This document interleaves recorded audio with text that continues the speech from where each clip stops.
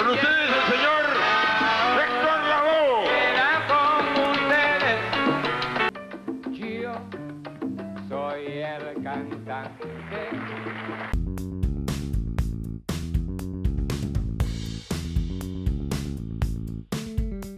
Hola gente increíble de Muxicología, soy Rodrigo y como siempre estoy aquí para llevarles la historia fascinante de uno de los grandes de la música, Héctor Lavoe. Prepárense para sumergirse en la vida, la música y el legado de este sonero legendario. Hoy vamos a desentrañar los momentos emotivos, las luchas y los triunfos de Héctor Lavoe, el maestro de la salsa. Así que si son amantes de la música y de las historias que tocan el corazón, están en el lugar correcto. Pero antes de empezar, ¿ya le dieron like al video y se suscribieron al canal? No se olviden, eso nos ayuda un montón a seguir trayéndoles más contenido como este.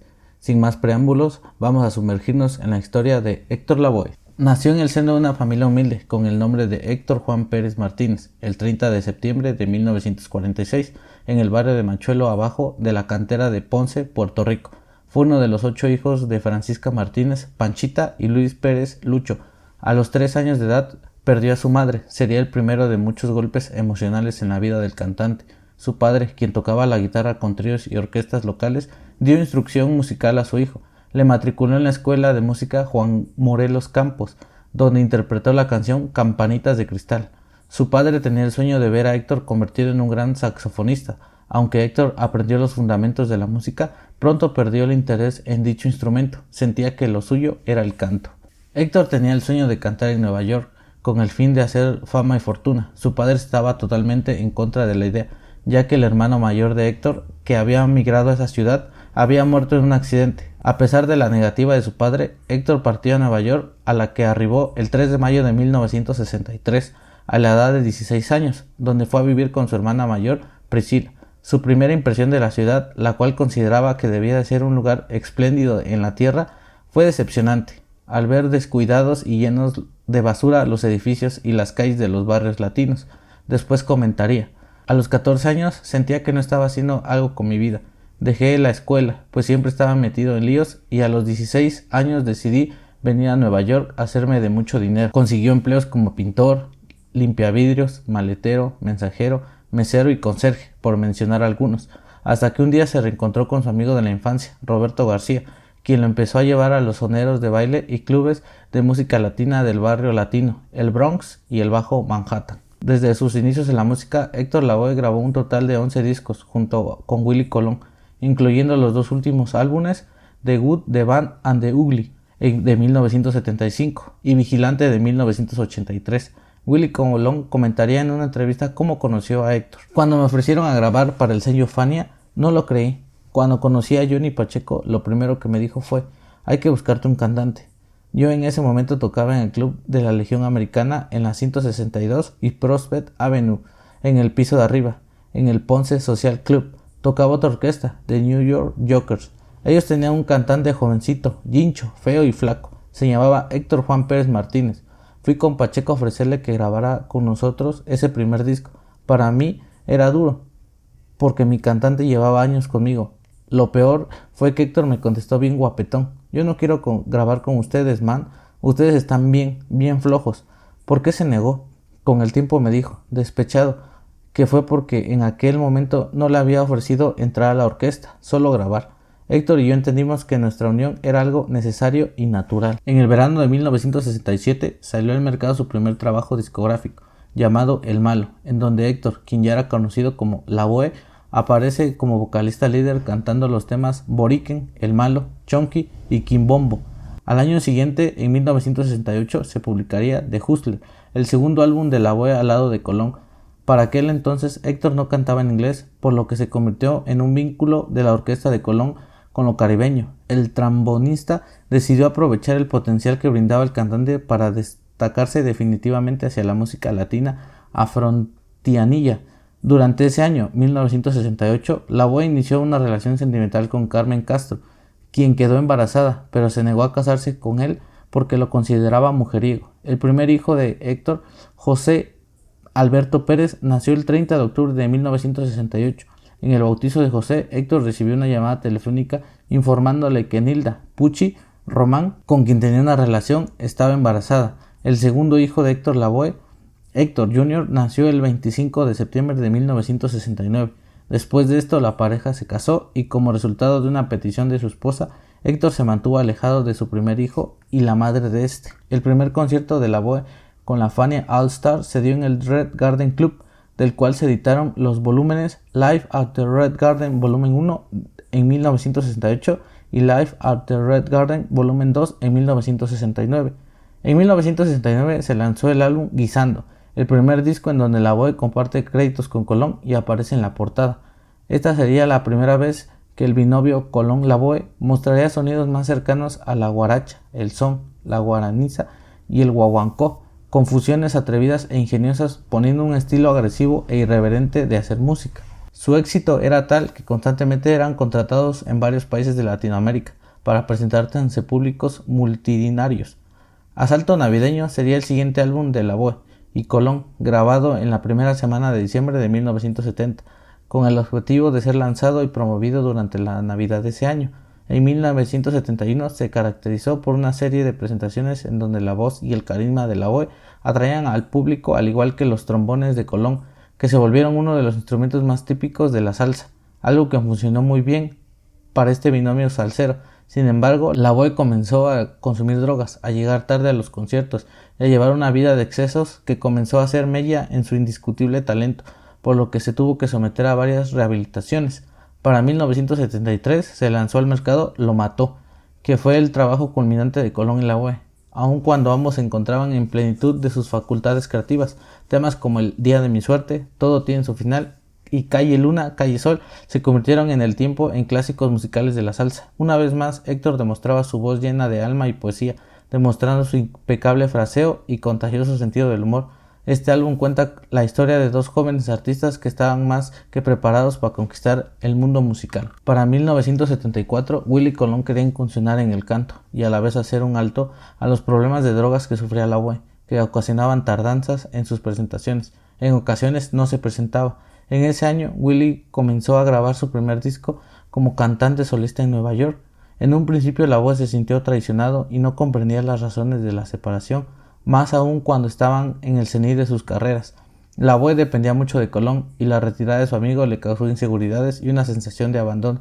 Sin embargo, años más tarde se dio cuenta que separarse sus carreras había resultado en un acierto y el sello Fania se benefició de los resultados posteriores, ya que en sus futuras producciones resultaron muy exitosas. A pesar de esta separación, Lavoe siguió cantando con la colaboración de Willie Colón en la producción de varios de sus álbumes como solistas. En una entrevista, Héctor habló sobre la separación del dúo Colón-Lavoe. Creo que él estaba tratando de encontrar una forma de decírmelo. Esperé por Willie más de 2 meses antes de grabar La Voz, mi primer álbum en solitario. Willie no tocó en mis grabaciones después de eso, pero él continuó conmigo como productor. Después del éxito del álbum La Voz, Willie me dijo que ya estaba listo para liderar mi propia orquesta, así que seguí adelante y lo hice. Al principio yo estaba dolido, pero pronto me di cuenta que la separación tenía un propósito. Eso era una prueba. Tenía que probar que podría seguir solo, en caso de que un día uno de los dos no estuviese. Gracias a Dios, ambos salimos bien. En realidad, la separación me ayudó a ganar confianza en sí mismo. Luego de separarse musicalmente de Willie Colón, Lavoe inició su carrera como cantante solista, aunque siguió recibiendo el apoyo de Colón, quien comenzó a producir algunos de sus álbumes a lo largo de su carrera. También recibió el apoyo de su casa discográfica, el sello Fania, quien decidió lanzar a sus cantantes más exitosos como solistas. Héctor comenzó a presentarse como solista en algunas de sus presentaciones desde finales de 1974 y en 1975, cuando publicó su primer álbum en solitario, La Voz. De acá destacan sus temas Rompe Saragüey, Emborráchame de Amor, Un Amor de la Calle y Mi Gente, que fue un tema insignia en los conciertos que realizó Lavoe cuando se presentaba como solista o con Fania All Star. El álbum, que fue producido por Willie Colón, se convirtió rápidamente en un éxito y sus ventas alcanzaron el disco de oro en muy poco tiempo. En mayo del siguiente año, Héctor ganó el premio en la revista Latin como mejor vocalista masculino, mientras su orquesta obtuvo el premio al mejor conjunto. Por esas épocas, las presentaciones en vivo de Lavoe no obtenían los resultados esperados, no solo por sus problemas con el consumo de drogas que le impedían cumplir con sus responsabilidades, las fechas y las horas previstas, sino porque los números bailables, que por lo general eran canciones que sobrepasaban los 6 minutos, tenían un carácter extenuante.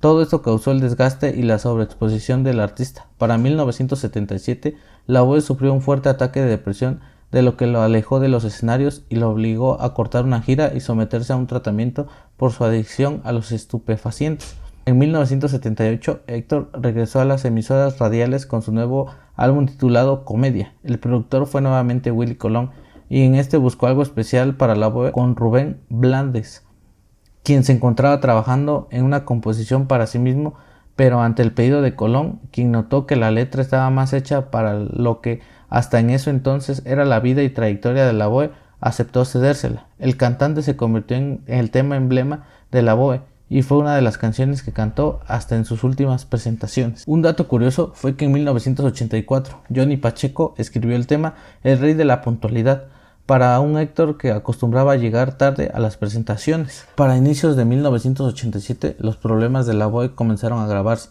cuando su apartamento en Queens se incendió a causa de que dejó una colilla encendida. Para huir del fuego tuvo que saltar por la ventana de su habitación. La caída le causó múltiples fracturas, así que como serios problemas de salud. En estas circunstancias recibió la noticia del asesinato de su suegra, Gina de Román, persona a la cual Héctor trataba como una madre. Actualmente se sabe que el crimen lo cometió un asesino en serie, sin embargo nunca se le condenó debido a un error policial. Tras la tragedia, Héctor no volvió a interpretar la canción Soñando Despierto, donde Lavoe se burlaba sanamente de ella. Meses después, y aún estando enyesado, Lavoe salió de la clínica de reposo en donde se encontraba y se presentó en el Festival del Día Nacional de la Salsa de la emisora S93 realizada por Bayamón, Puerto Rico, donde fue homenajeado. Además gestionaron todo lo necesario para que su padre lo viera, ya que nunca había tenido la oportunidad de ver a su hijo en un concierto. Una semana después de la presentación, el padre de Héctor murió.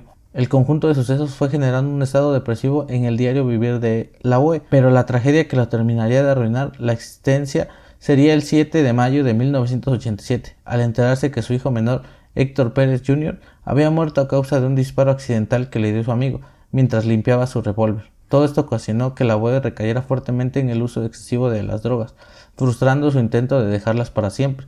Llegó incluso a escaparse de la clínica de reposo donde estaba recibiendo ayuda. Héctor después, en una entrevista, diría lo siguiente: este año me ha sido un poco malo. Yo no quería recordarlo mucho porque yo vine a traerle alegría a la gente. Pero este año murió la mamá de mi esposa, mi suegra, murió mi papá, murió mi sobrina, murió mi hijo varón, se quemó la casa y tuve que tirar por la ventana. Por eso es que tengo la pierna así malísima. Pero Dios, dijo Héctor, tienes que seguir adelante porque tú viniste acá a ponerle al pueblo a gozar. Con un Willy vamos a ver lo que inventamos a una cosa chévere. Para 1988, Lavoe siguió dando concierto pese a los problemas personales que tenía. Esto con el fin de promocionar su álbum Strikers Back, que estaba nominado a los premios Grammy, aunque meses después no lo pudo lograr. A comienzos de este año experimentó una tragedia más en su vida al enterarse que padecía SIDA, enfermedad adquirida en febrero de 1988 tras inyectarse con una aguja infectada, un efecto más de sus problemas con drogas. En ese año, Héctor se hace presente en el nuevo álbum de las estrellas de Fania titulado Bamboleo, en donde interpreta lo que sería su última grabación de estudio, Siento. Para esos años la salsa estaba sufriendo un declive ante la aparición de nuevos géneros musicales. En junio de 1988, Héctor daría un concierto que marcaría el reinicio de su carrera en Puerto Rico. Al momento de iniciar el espectáculo, los promotores, entre ellos Rach Mercado, se dieron cuenta que habían vendido menos de 300 entradas, esto debido a que su presentación coincidía con otras festividades que se ofrecían de manera gratuita. A pesar de todo, Héctor se ofreció a cantarle a aquella poca gente gratuitamente, pero hubo un conflicto entre los representantes. Pero al final, el promotor Ralph Mercado decidió dar por finalizado el concierto. Ante esto, Lavoe le ordenó a la orquesta que siguiera tocando, ya que él no quería decepcionar a la gente que había pagado por verlo. Esto empeoró el ánimo de Lavoe, ya que un día después de haber regresado del fallido concierto al Hotel Regency del condado de San Juan, Puerto Rico, y tras una discusión con su esposa, intentó suicidarse, lanzándose del 9º piso. Sufrió muchos daños en todo el cuerpo, las fracturas de ambas piernas, la izquierda sufrió más daños, el brazo derecho y de algunas costillas, lo que lo obligó a quienes lo intervieron a implantar placas de titanio en sus fracturas. Ya para el 2 de septiembre de 1990, la Fania All Stars se presentó junto a otras agrupaciones como la Orquesta de la Luz, celebrando la 15ª edición Para este evento, Lavoe es anunciado como uno de los integrantes de los All Stars que serían homenajeados en vida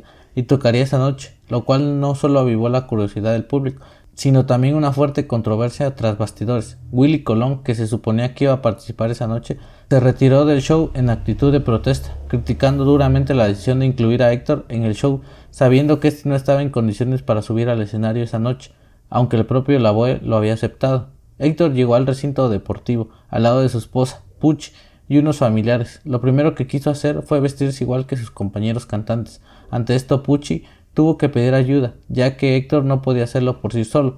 Luego de haber cantado, Cheo Feliciano, Ismael Quintana, Ismael Miranda y Celia Cruz dieron paso a quienes todos esperaban, Héctor Lavoe, quien fue recibido entre abrazos por parte de sus compañeros y con una estruenda ovación por parte del público asistente, ya que no lo veían desde hace años. Sus compañeros pensaron que estaba en condiciones de cantar, y ahí fue que Johnny Pacheco lanzó los acordes del clásico tema Mi Gente. Le entregaron el micrófono a Lavoe y durante 5 minutos trató de cantar sin tener éxito alguno. Balbuceaba cosas que no se entendían, por lo cual el ingeniero de sonido bajó al mínimo el sonido del micrófono. Los otros cantantes de Fania que estaban sobre el escenario, con excepción de Quintana, quien bajó de la tarima tras no resistir a su compañero y amigo de tal manera, comenzaron a cantar el tema, más con el ánimo de sostener a su compañero, que de continuar con algo que se había convertido es dramático.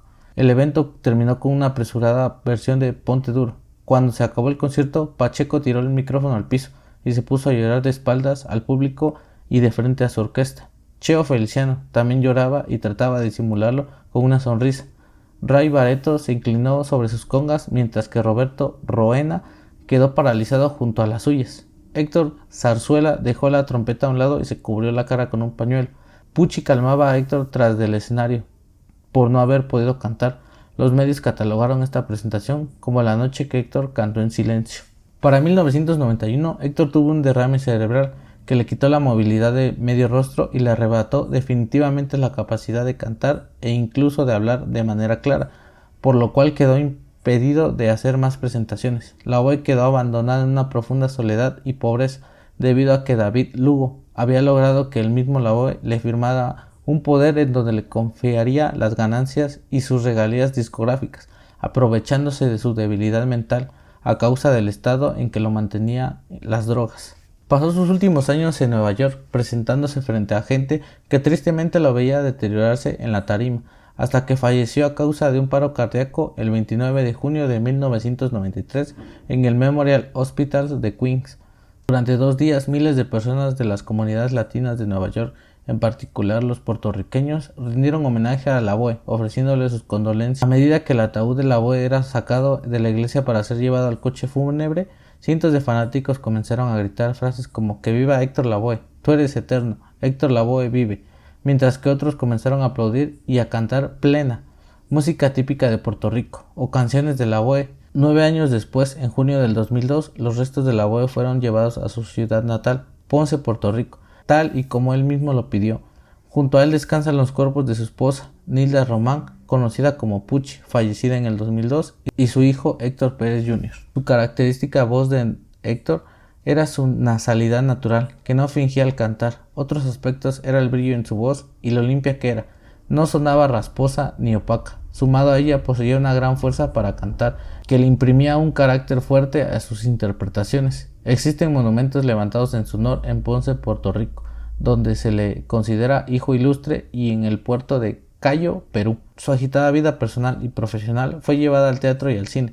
En 1999 se estrenó la obra teatral ¿Quién mató a Héctor Lavoe?, producida por Pablo Cabrera y David Maldonado, con Domingo Quiñones personificando a Lavoe. Para el año del 2006 aparece la película biográfica El Cantante, protagonizada por Marc Anthony y Jennifer López. En el 2011 se estrenó otra película biográfica, de King Héctor Lavoe, esta vez con Raúl Carbonell dando vida a Lavoe. Y hasta aquí llegamos con la increíble historia de Héctor Lavoe. Espero que la hayan disfrutado tanto como nosotros contándoles sobre la vida y la música de este ícono de la salsa.